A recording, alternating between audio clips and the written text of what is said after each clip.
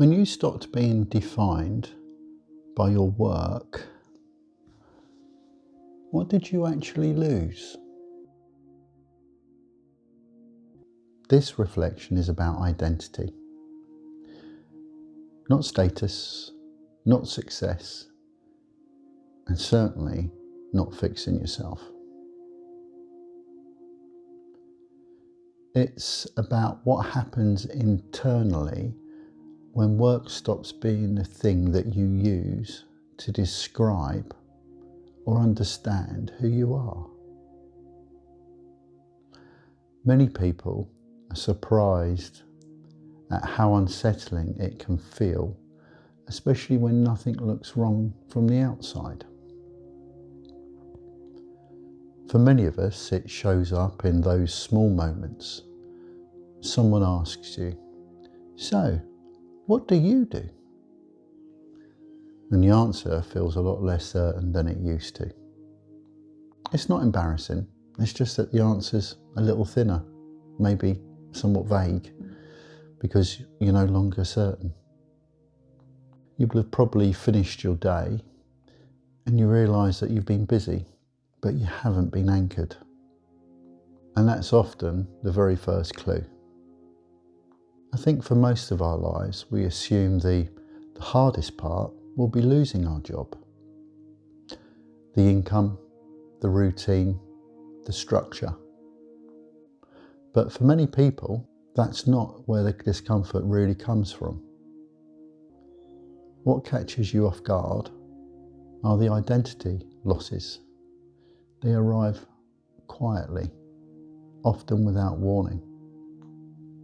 I think there are three of them. And the first is role identity. You stop being the person your role made you. For years, work gives you a ready-made answer to the question of who you are. I'm a manager, I'm a teacher, a nurse, an engineer even, a soldier, a director. Those labels do a lot of work for you.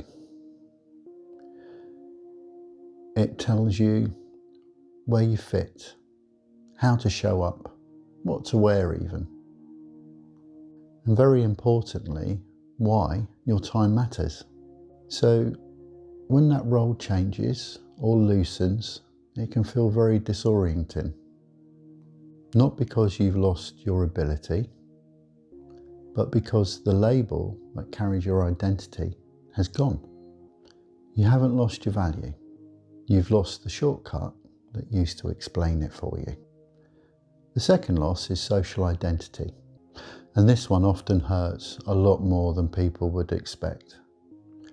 Work isn't just what you do. It's often where you spend a good amount of your social time. And it's very much where your social world is centred. Colleagues, casual conversations, and those small interactions that make you feel part of something really important. When work goes, that structure often goes with it. There's no easy introduction, no natural place to belong, no built-in reason to be in the room. And even if you have friends and family, you can still feel oddly invisible. It's not that people don't care. It's that the system that kept you socially connected has changed. Or even worse, it's totally gone. And the third loss runs even deeper. You lose the version of yourself that you were becoming. For a long time, many of us are very much oriented towards our future self, the next role, the next level, the recognition, the sense of progress. That future version of you quietly pulls you forward. When that imagined future fades or no longer feels relevant, the present can feel strangely weightless. Not sad, not dramatic, but just flat. This is often where people say, Nothing's wrong, but something definitely feels off. And what's actually happened is that future self that you were serving has disappeared and no replacement has arrived yet. So when these three losses stack up, role, social and future identity, it can feel like you've lost yourself. But that's not quite true.